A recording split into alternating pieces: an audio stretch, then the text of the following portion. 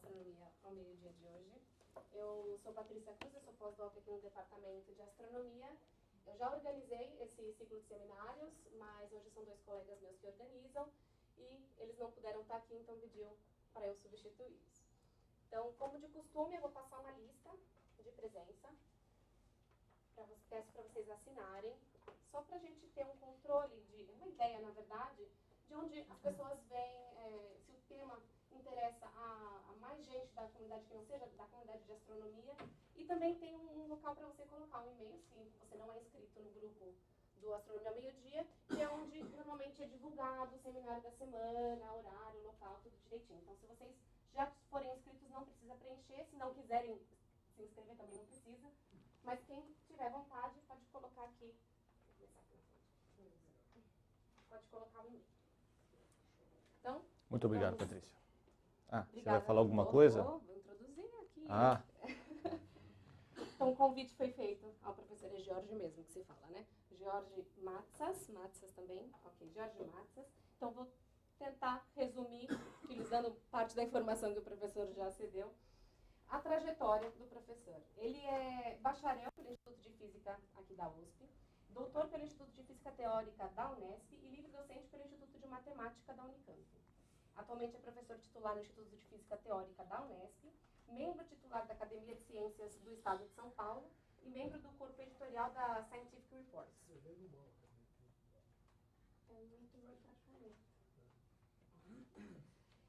Trabalha na área de relatividade, tem ênfase em questões conceituais na interface da gravitação com a mecânica quântica, certo?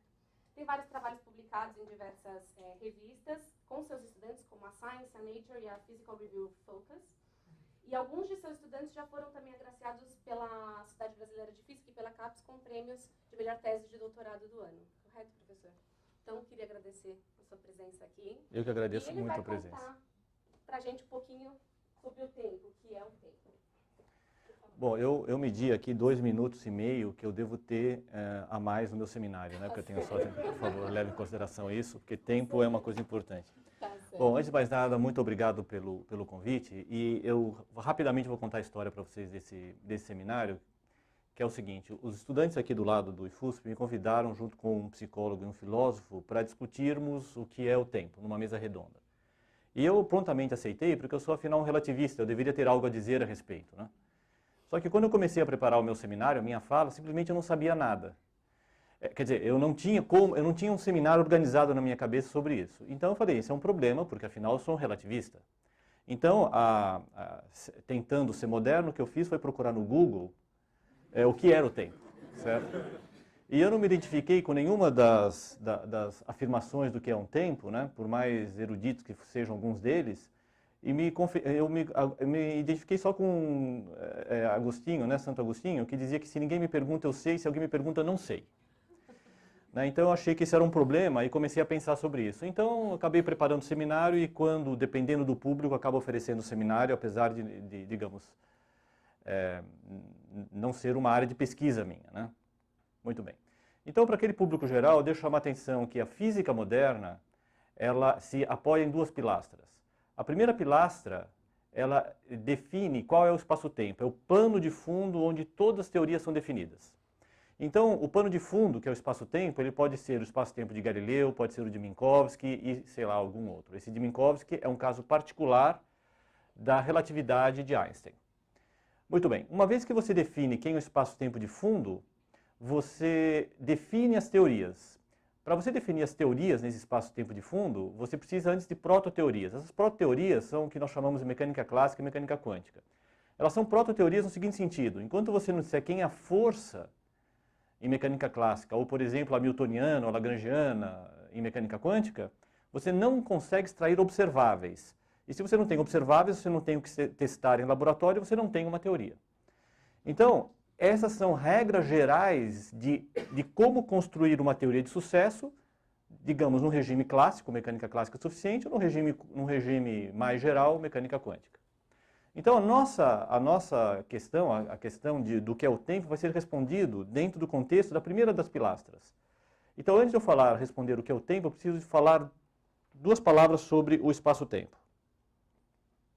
Bom, o que é o espaço-tempo? O espaço-tempo é uma coisa tão fundamental, todos nós trabalhamos com ele, que é até difícil pensar o que seria uma teoria que define o espaço-tempo. E é por isso que eu tenho essa transparência. O espaço-tempo é um conjunto de pontos que nós chamamos de eventos que são relacionados de alguma forma. As diferentes teorias de espaço-tempo, elas concordam sobre muitas coisas. Por exemplo, Galileu e Einstein concordam que o espaço-tempo é quadridimensional.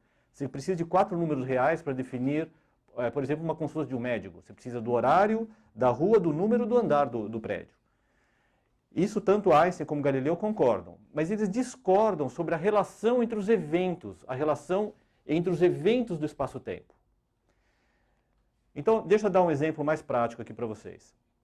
Eu estou representando aqui essa transparência como sendo o espaço-tempo. E cada um desses eventos, desses pontinhos em azul, são eventos distintos. Claro que eu não marquei todos os eventos do espaço-tempo, senão em vez de eu ter uma tela branca, eu teria uma tela azul. Mas eu destaquei 2 eventos, um é o evento do nascimento de Einstein e outro evento da morte de Einstein, certo? Se eu tiver, por exemplo, a trajetória de uma partícula, ela vai ser descrita por uma linha contínua de eventos, certo? Então, por exemplo, aqui eu tenho aquilo que nós chamamos a linha de mundo de uma partícula evoluindo no espaço e no tempo. A partícula A, ela evolui até esse ponto, onde encontra a partícula B, que segue essa outra linha de mundo. E depois se espalham, como eu estou mostrando aqui. Isso aqui é uma representação da linha de mundo de 2 partículas no espaço-tempo.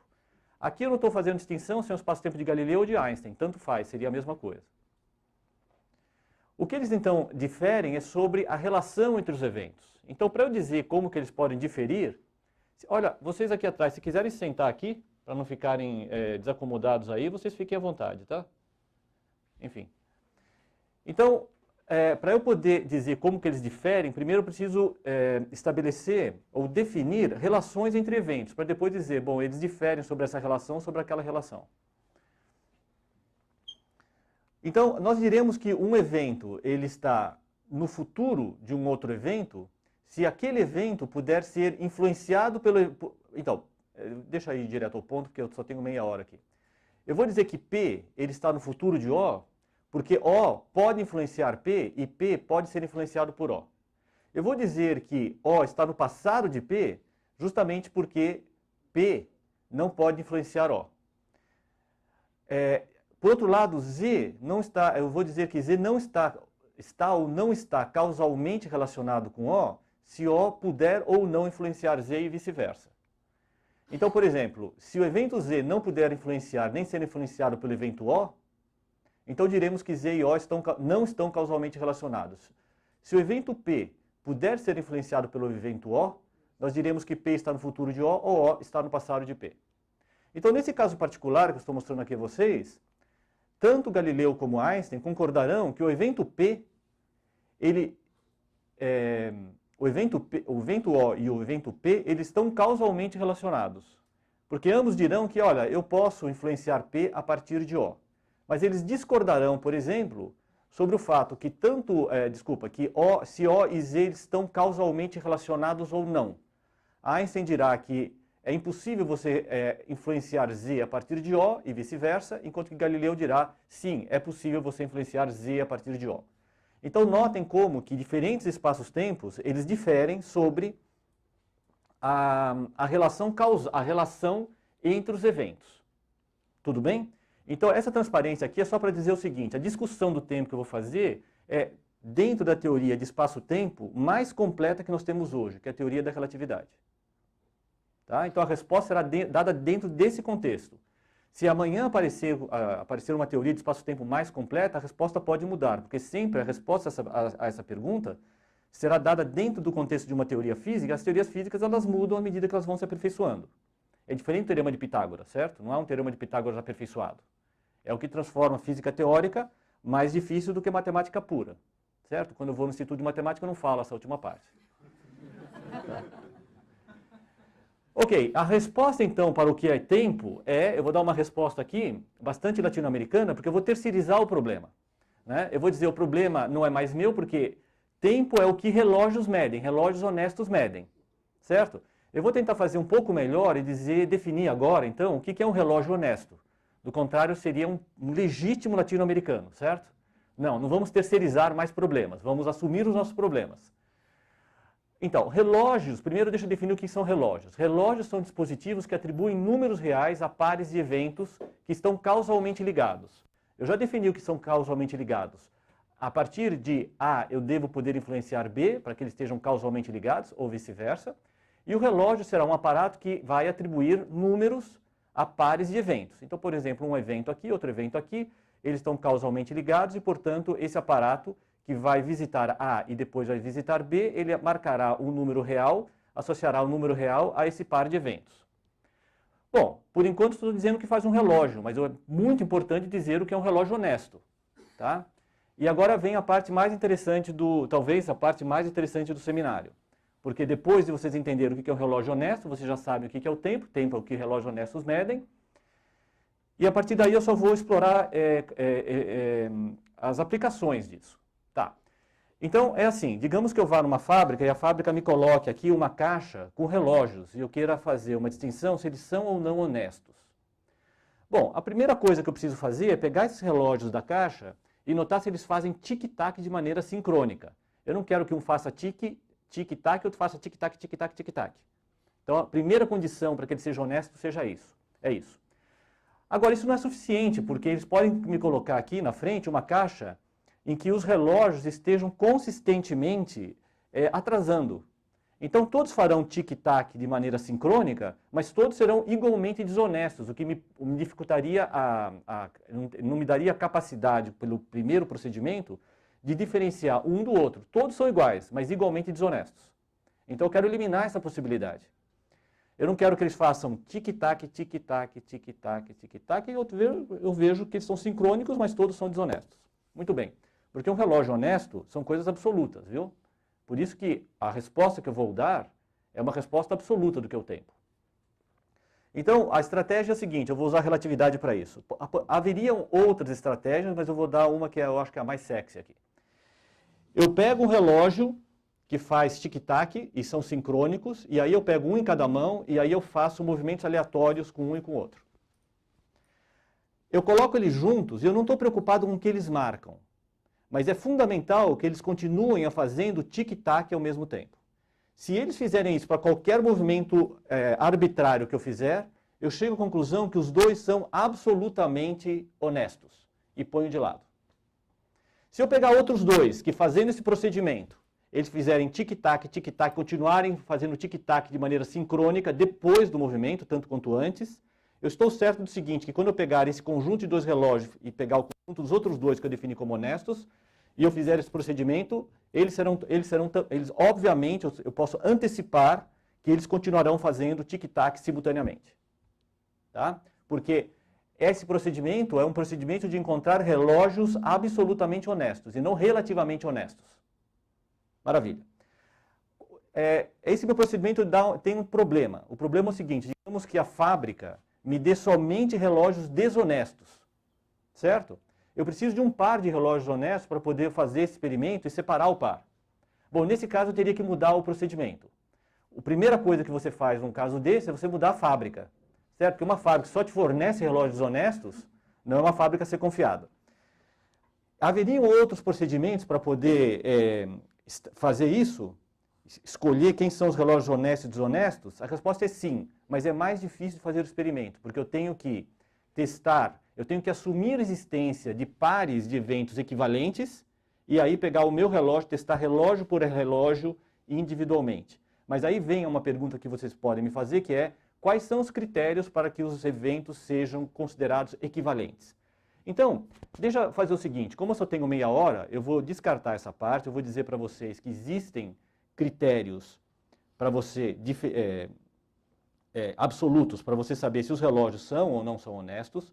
Eu já dei um procedimento para uma fábrica razoável, em que pelo menos numa caixa de relógio ela me dê 2 relógios honestos. E para o resto do meu seminário, bastará que vocês entendam o seguinte, que esses são relógios honestos, tá bom? Tudo bem. Então, esses aí fazem aquilo que eu falei para vocês, tá? E alguns outros também. A resposta para o meu seminário, a segunda parte do seminário são aplicações, a pergunta é, bom, a resposta é o tempo, então, a resposta à pergunta é o tempo é o número de tic-tacs que relógios honestos contam entre dois eventos. Eu já defini o que são relógios honestos, e o tempo, portanto, é aquele número real, que é, no fundo, o número de tic-tacs que um relógio faz entre dois eventos.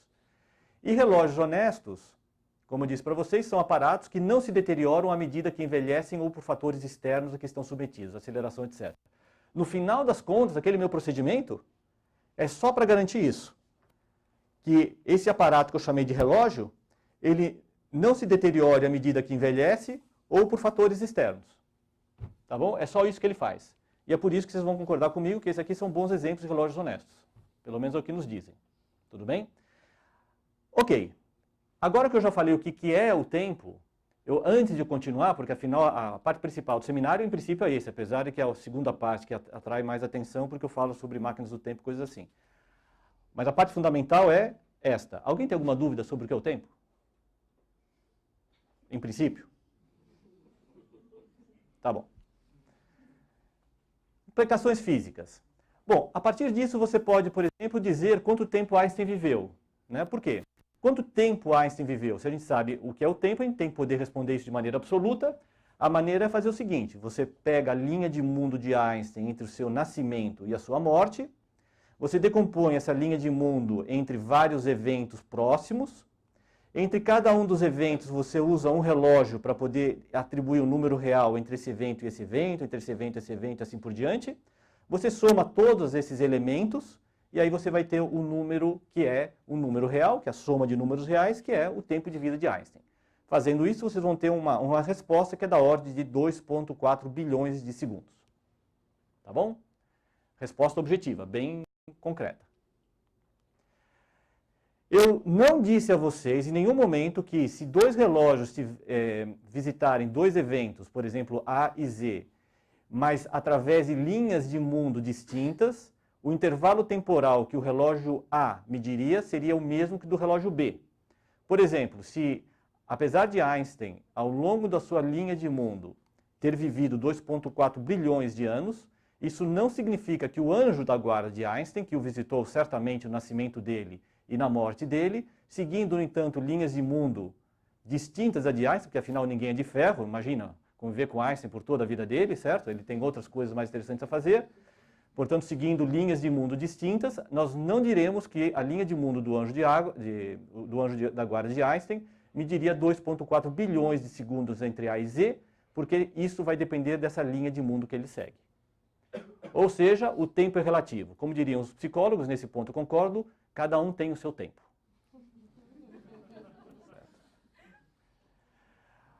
Ok, isso que eu falei anteriormente é consequência da relatividade especial de 1905, o efeito anterior. Só que em 1915, Einstein descobre uma coisa interessante, que o espaço-tempo ele não é rígido. Para Galileu ele era rígido e o espaço-tempo da relatividade especial também era rígido. Ele era algo imutável, algo que você não pode influenciar por nenhum fator externo. Só que o que Einstein mostrou em 1915 é que o espaço-tempo ele não é rígido, ele é flexível, e você consegue distorcê-lo tão mais, dependendo de quanto matéria e energia você coloca nesse espaço-tempo.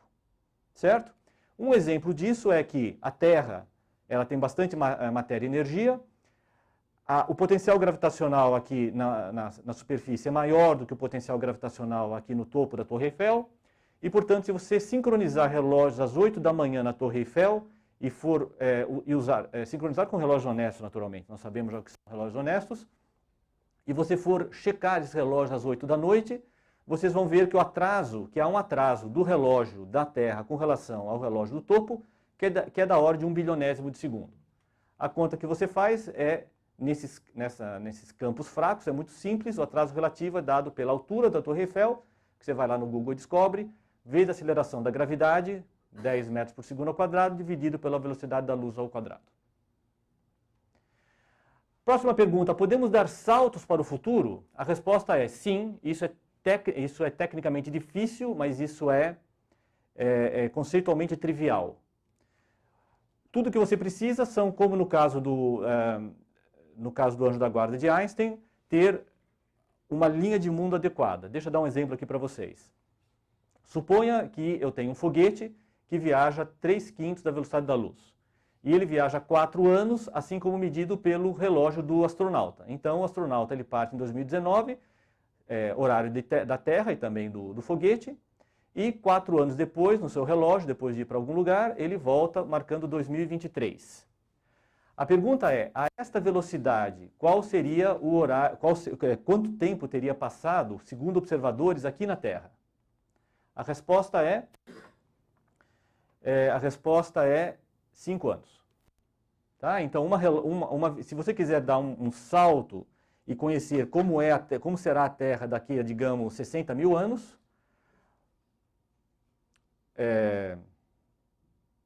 eu acho que eu me esqueci da conta que eu tinha feito, enfim. Se você quiser conhecer, digamos, como que a Terra será aqui no futuro, basta você pegar um foguete muito, muito rápido, o que é tecnicamente muito difícil, porque nós não temos energia disponível para fazer um salto para o futuro considerável, mas conceitualmente é muito simples. Porque a conta para encontrar isso é simplesmente o fator de salto para o futuro é dado por 1 menos a velocidade do foguete ao quadrado dividido pela velocidade da luz ao quadrado. Entrar no foguete, dar uma voltinha por aí pelo cosmos e voltar. Na sua volta, mesmo que tenham passado, por exemplo, 5 anos no seu relógio, pode ter passado 1000 anos aqui na Terra. O que você teria o dissabor de saber que a segunda lei da termodinâmica garante que tudo piora com o tempo. Certo? Ok, então esse aqui essas aqui são as linhas de mundo, tanto do observador parado aqui na Terra, digamos, é o diagrama espaço-temporal que nós desenhamos representando a situação anterior. Aqui sou, digamos, eu, aqui na Terra, a Patrícia será aqui a minha partner, a Patrícia é a nossa astronauta, que em 2019 se despede da gente, faz uma viagem de 4 anos, 2020, 2021, 2022, 2023, 2 anos de ida, a 3/5 da velocidade da luz, 2 anos de volta. No relógio dela passam-se 1, 2, 3, 4 anos, mas no meu relógio passam-se 1, 2, 3, 4, 5 anos. Ok? Ela volta aqui e ela conta aqui as nossas experiências. As experiências, ela novinha, como vocês estão vendo, bem mais novinha do que eu, mas não é efeito desse aqui, não é efeito disso. Certo? E eu aqui, ela conta aqui pra gente, aqui. Ok, agora a pergunta é o seguinte, sim, antes de falar sobre isso aqui eu sempre tento vender para vocês, é o seguinte, você sabe, bom, há 20 anos atrás me falaram que a economia americana, que 1/3 da economia americana era movida à mecânica quântica. Porque todos os celulares que vocês usam, computadores e aparelhos eletrônicos hoje usam chips e esses chips dependem da mecânica quântica. Ok. Eu, como relativista que trabalho na interface com mecânica quântica, tinha muito pouco a dizer sobre as vantagens tecnológicas de pagar imposto para pessoas como eu. Né? Porque não havia nenhuma aplicação assim muito óbvia para isso. Mas finalmente surgiu o GPS. Né? Recomendo que todos comprem GPS. O GPS ele só funciona graças a manter os relógios nos satélites e em terra absolutamente sincronizados. Eu vou dar um exemplo para vocês. Se você não levar em conta as formas da relatividade para manter esses relógios sincronizados, a precisão que vocês têm pela manhã, que é da ordem de 10 metros, mais do que suficiente para você fazer a curva na esquina certa, no final do dia ela se perde para 10 quilômetros. Você não sabe mais nem se está em São Paulo, São Bernardo ou Santo André. Tá? Então, se você não levar em conta os efeitos da relatividade na hora de sincronizar, manter sincronizados esses relógios, o GPS torna-se completamente inútil depois de menos de um dia de funcionamento. Tá, ok? Perfeito. Então, as maravilhas da relatividade. Bom, isso aqui, agora fazendo um parêntese, eu certamente sou daqueles que acham que deve haver prioridade de áreas. Por exemplo, eu sei que eu estou aqui no IAG, vocês como eu fazemos coisas pelo gosto do conhecimento, mas, pelo menos na minha opinião, acho que tem que ser certamente privilegiado áreas como medicina, que o pagador de impostos acha mais importante do que o que nós fazemos. Por outro lado, o que nós fazemos, eu acho que é intrinsecamente muito importante, porque ninguém encomenda, mesmo para Einstein, a relatividade. Depende das pessoas quererem pensar muito em algo e surge algo como a relatividade ou a mecânica quântica. Certo? Que depois acaba sendo útil para o pagador de impostos, mesmo que leve algum tempo. Muito bem, agora a gente pode perguntar, esse é o finzinho, essa é a última transparência, não a última transparência, mas a última parte do meu seminário, quanto tempo eu tenho? 10, 15 minutos? Tá. Finalmente, já para limpar o terreno aqui, vamos falar sobre se podemos dar saltos para o passado. Certo? Saltos para o futuro nós podemos, é difícil tecnicamente, mas podemos. Saltos para o passado, então, é a próxima pergunta. O primeiro que eu saiba, né, que eu tenho notícias, ou que pensou, ou que escreveu, ou que ficou famoso o suficiente para eu ter notícias, foi H.G. Wells, em 1895, o título dele era Uma Máquina do Tempo, né, The Time Machine. A relatividade nos diz que, em princípio, não seria proibido você ter máquinas do tempo. Tá? A relatividade nos diz que, em princípio, não seria proibido você construir máquinas do tempo. Vou dar um exemplo para vocês. A máquina do tempo, em princípio, mais fácil, conceitualmente, de construir é a partir de buracos de minhoca. Buracos de minhoca seriam Bom, isso aqui é ficção científica, tá? Tudo bem? Tudo que eu falei antes é sólido, tanto é que daqui a pouco eu vou falar que isso aqui, tecnicamente, não vai ser possível devido à mecânica quântica. Eu espero poder convencê-lo sobre isso. Há indícios muito fortes, pelo menos. Então, como funciona isso? Buracos de minhoca são atalhos no espaço. Se eu tiver um buraco de minhoca aqui no centro do auditório aqui, e em Marte, e eles estiverem unidos por um túnel com tamanho ou comprimento pequeno o suficiente, eu ponho a minha mão aqui e ela imediatamente aparece em Marte. E vice-versa. Sem, obviamente, a minha mão estar sendo cortada. Certo? É a mesma mão que eu ponho e tiro. Eu ponho e ela aparece lá. Então, a ideia é fazer o seguinte, o que é? Se eu pego uma das bocas desse buraco de minhoca e faço um movimento rápido com ele, coloco no foguete, por exemplo, faço ele dar uma voltinha e faço voltar, eu acabo transformando isso numa máquina do tempo. E eu vou mostrar agora como que isso é possível. Como que a relatividade nos diz que isso é possível. Relatividade geral. Digamos então, novamente, a Patrícia aqui com cabelo cacheado, esse aqui é algum de vocês de barba, né? Se não tivesse tanta barba, se tivesse o bigode, o professor Silvio seria o meu escolhido. Ok. E em 2019, novamente, a Patrícia, ela parte, mas notem que a Patrícia, ela tem um buraco de minhoca aqui e digamos, eu de barba, tenho um buraco de minhoca aqui nesse auditório. E eu vou mostrar, eu vou denotar esse buraco de minhoca, a ligação entre os buracos de minhoca, por uma linha pontilhada azul. Então, aqui a linha pontilhada azul, em 2020, ela está aqui em 2020, no relógio dela, eu em 2020 estou aqui, tem um buraco de minhoca. Isso aqui, o tamanho é sempre pequeno, digamos de 1 metro. Isso aqui não representa o tamanho do buraco de minhoca, só representa que há um buraco de minhoca nos ligando. Mas o buraco de minhoca nós vamos combinar aqui que ele tem um único metro. Então eu ponho a minha mão, digamos com 1 metro e um pouquinho, ela já aparece lá, eu posso cumprimentar a Patrícia. Ok, em 2023, o buraco de minhoca está aqui, 2024 aqui e assim por diante. Ok. Então olha que coisa engraçada. O primeiro experimento é o seguinte, só para a gente poder sentir as consequências. Em 2022, eu olho pela janela e vejo a luz do foguete da Patrícia chegando, e a luz desse foguete, ele partiu da Patrícia entre 2020 e 2021. Certo? Partiu aqui e chegou até mim em 2022. Então isso é o que eu vejo quando eu olho pela janela e procuro o foguete da Patrícia.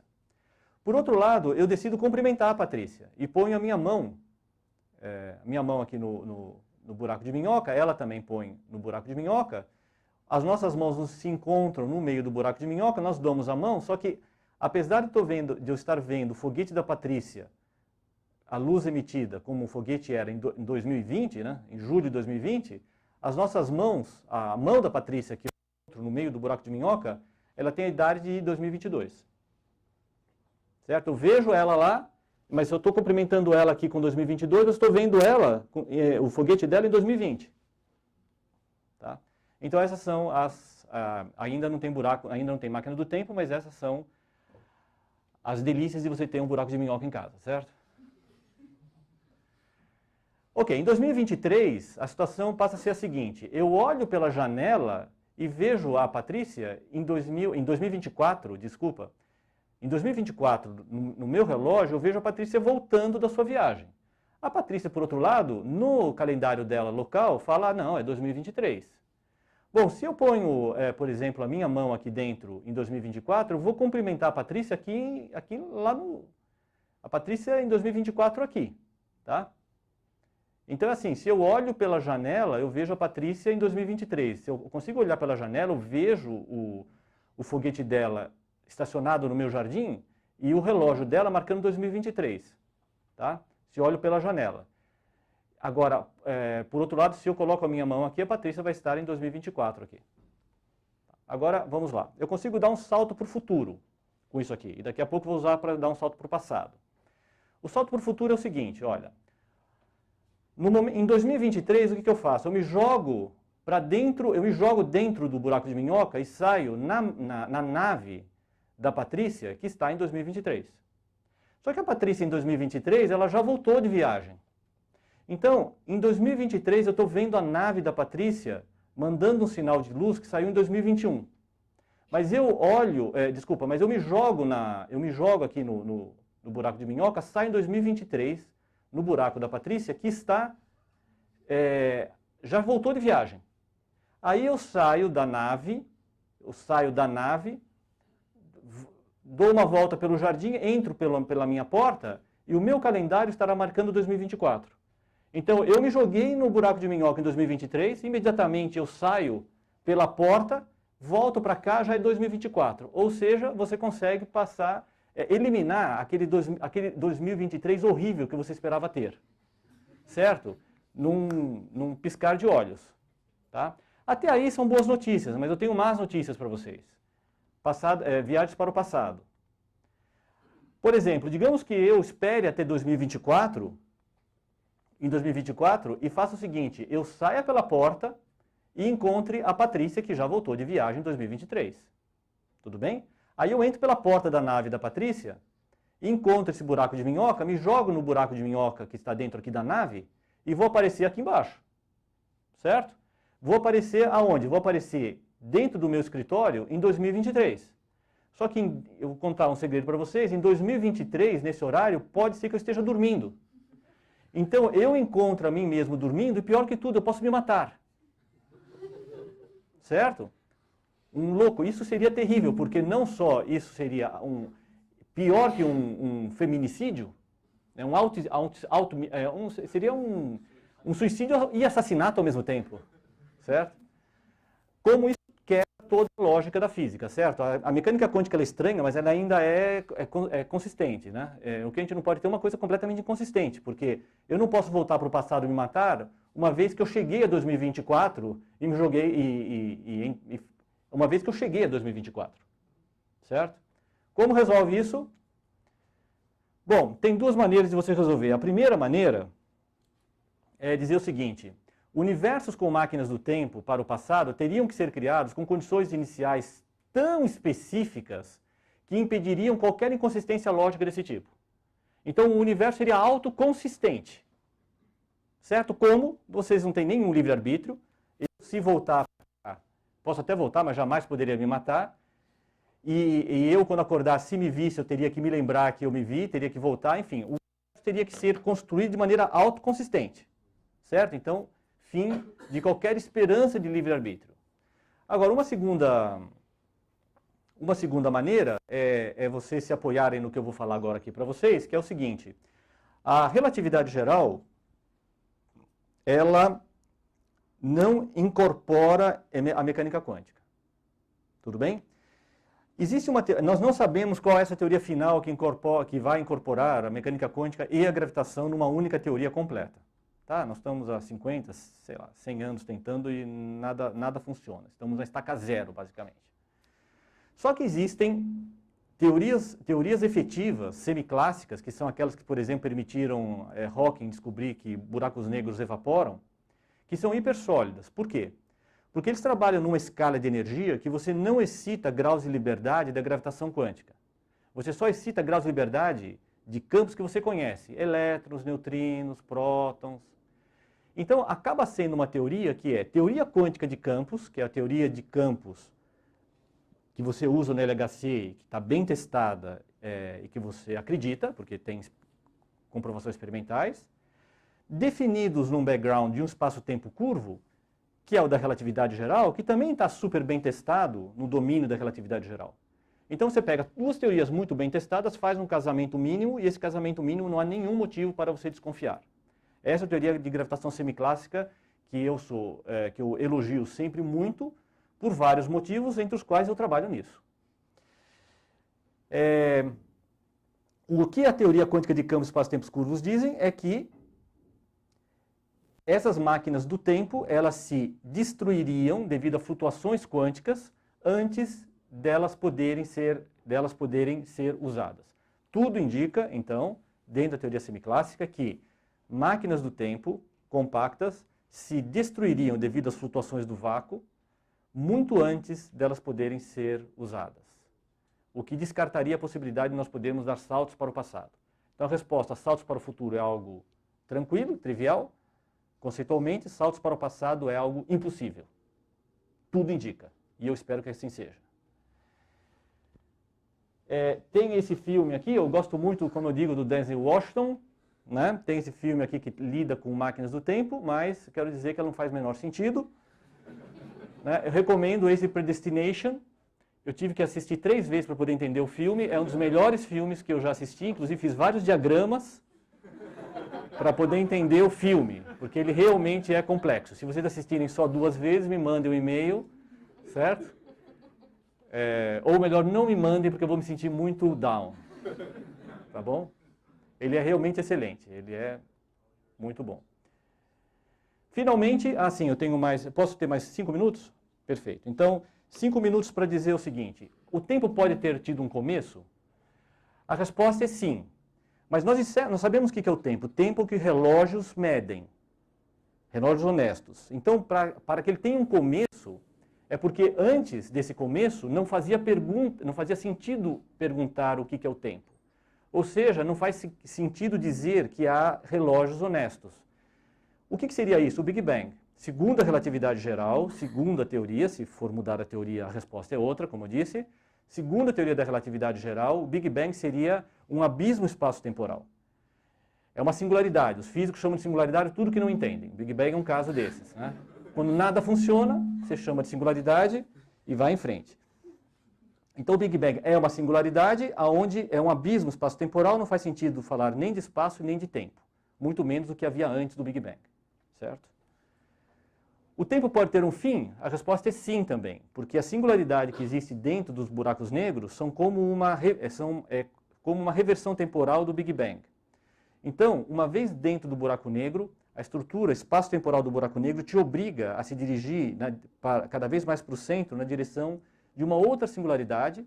Lá também é um outro abismo espaço-temporal, e como eu disse para vocês, abismos espaço-temporais significam o fim do tempo. Não há mais sentido falar de tempo. Então a linha de mundo de um observador caindo no buraco negro e encontrando nessa singularidade, simplesmente acabaria. O tempo acabaria para ele. Tá? De resto, eu só posso agradecer muito a presença de vocês e lembrá-los que existe uma resposta para o que é o tempo, e a resposta concreta e objetiva é: tempo é o que relógios honestos medem. Muito obrigado.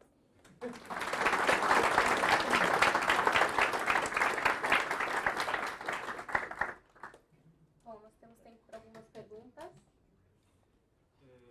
Eu queria te perguntar sobre, enfim, como entra a segunda lei da termodinâmica, né? Você fez um breve comentário sobre isso, porque, no fundo, a impressão que eu tenho é que essa definição de tempo, ela é basicamente uma definição que tem a ver com a mecânica, né?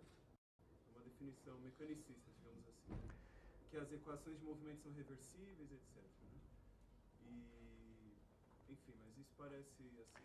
Não, olha... A segunda lei da termodinâmica, se você pensar na segunda lei da termodinâmica não como termostática, mas você sabe, né? Aquilo que nós chamamos de termodinâmica é quase termostática, porque você não tem variação temporal. Né? E tudo acontece tão lentamente que é como se não houvesse variação temporal. Vamos assumir então uma situação mais realista, em que você leva em consideração que quando você pressiona o gás, isso leva um tempo.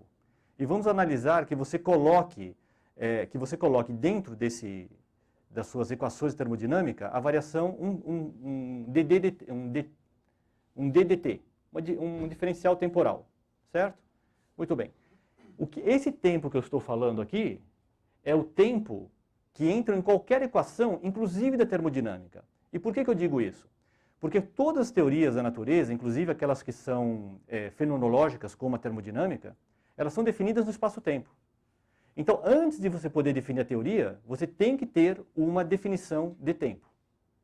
Antes de você definir a teoria. Qualquer teoria, inclusive a termodinâmica.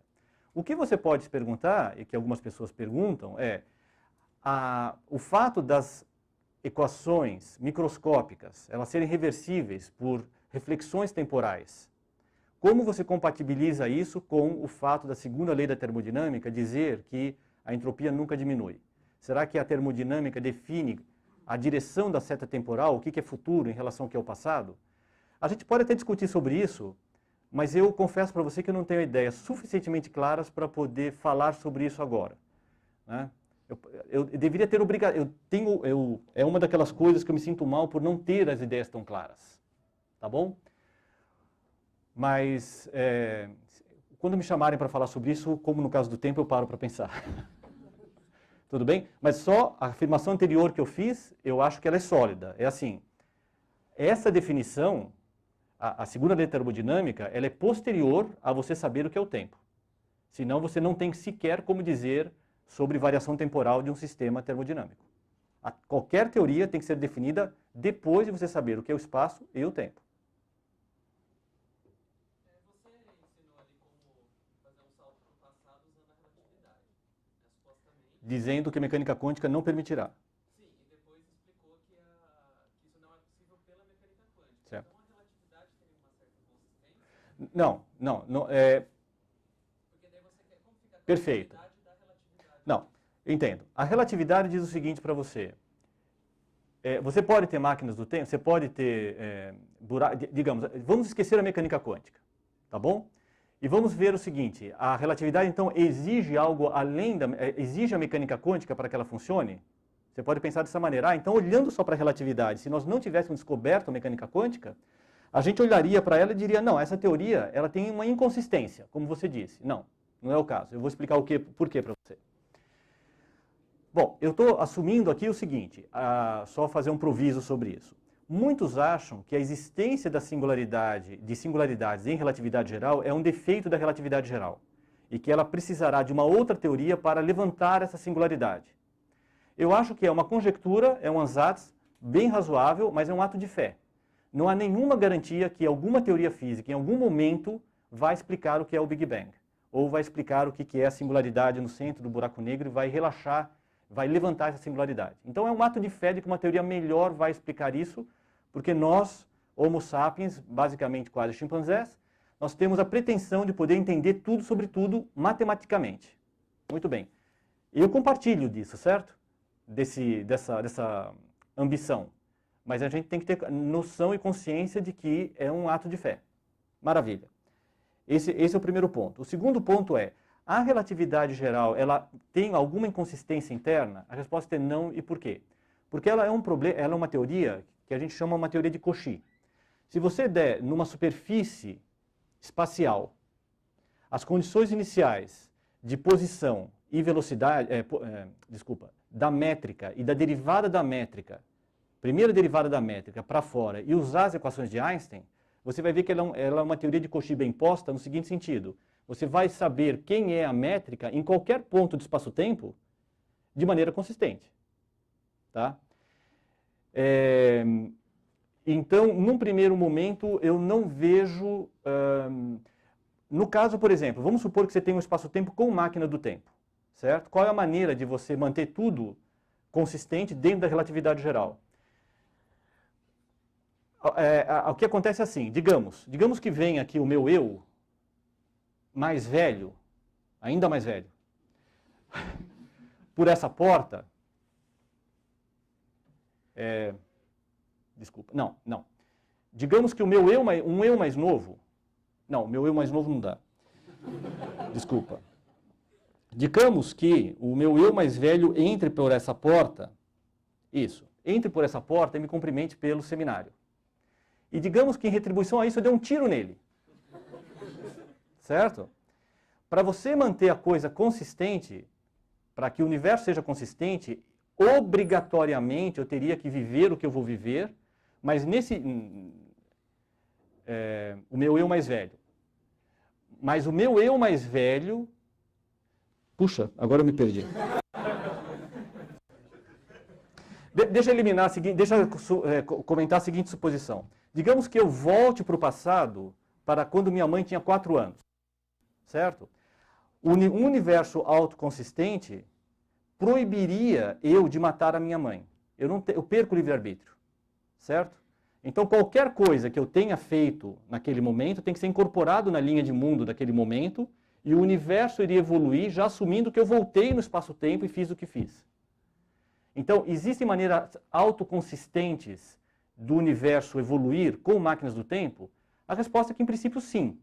Tá? Já foram feitos estudos sobre isso, Physical Review, enfim, com mesas de bilhar, que é muito mais fácil. Mas isso elimina qualquer chance de você ter livre-arbítrio, certo? Tudo bem? Então, Predestination para você. Aquele filme... No caso do seu eu do futuro, seria a mesma coisa que alguma coisa fizesse você voltar para o passado, Exatamente. mesmo sabendo que você ia morrer. Exatamente, Coisa, exatamente. A coisa tem que ser autoconsistente. É que eu tinha um exemplo bom na minha cabeça sobre isso. Por exemplo, Einstein... Isso. Einstein, aos 25 anos, digamos que Einstein, aos 25 anos, esse é o exemplo que eu tinha, é verdade. Digamos que Einstein, aos 25 anos, ele encontra, não tem a menor ideia, ele fica nos bares lá em Zurique, não tem a menor ideia sobre nada, mas vem um senhor, senta numa daquelas cervejarias que ele gostava de frequentar e fala, sabe, vou te dar uma ideia genial. E você pode chamar de relatividade que eu sugiro. Então, você faz assim, assado, assim, tá. Tudo bem? Tá. E esse senhor, antes deles se despedirem, Einstein pergunta, vem cá, quantos anos você tem? 70 anos. Tá bom. Qual é o seu nome? Albert Einstein. Tá? Tudo bem. Einstein fica quieto, vai embora, o outro vai embora e tal, e ele faz a relatividade. Tudo bem? O universo tem que evoluir de tal maneira que ele obrigatoriamente, aos 70 anos, tem que entrar por aquela porta para encontrar o seu eu mais novo, para dizer exatamente aquilo, porque senão você faz com que o mundo seja inconsistente. Entendeu? Esse é o exemplo que eu tinha em mente. Realmente que eu estava querendo transformar em alguma coisa ligada comigo e obviamente eu não consegui, porque imagina eu descobrindo a relatividade. Né? É inconcebível. Certo. Fiquei bloqueado naquele momento. Pode falar. Eu tenho meio que 2 perguntas. Uma relacionada a esse seu exemplo, que é você forçar a quebra do livre-arbítrio, meio que é criar um universo determinístico. E isso sim entraria em contradição com a mecânica quântica, de alguma forma. Não. Você pode ter um universo... Muito bem, essa é uma pergunta muito boa. Né? A mecânica quântica ela é não determinística. Certo? Mesmo assim, há maneiras de você contornar isso com máquinas do tempo sem fazer com que o universo seja inconsistente. É muito mais complicado. Mas há maneiras de fazer isso. Porque o que é determinístico é função de onda que evolui a mecânica quântica. Não é determinístico observável que você obtém. Mas, de qualquer maneira, vocês sabem que eu tenho que dar aula às 2 horas, então vou ter que sair logo. Mas antes vou deixar uma observação instigante aqui para vocês. E eu não posso chegar atrasado lá, porque senão, já sabem, né? Se eu perder a hora, imagina, vão falar que tipo de relativista você é. Mesmo sem máquinas do tempo, eu defendo que as teorias atuais, elas não nos dão livre-arbítrio. Eu acho que nenhum de nós tem livre-arbítrio algum. Nós achamos que livre-arbítrio é uma ilusão.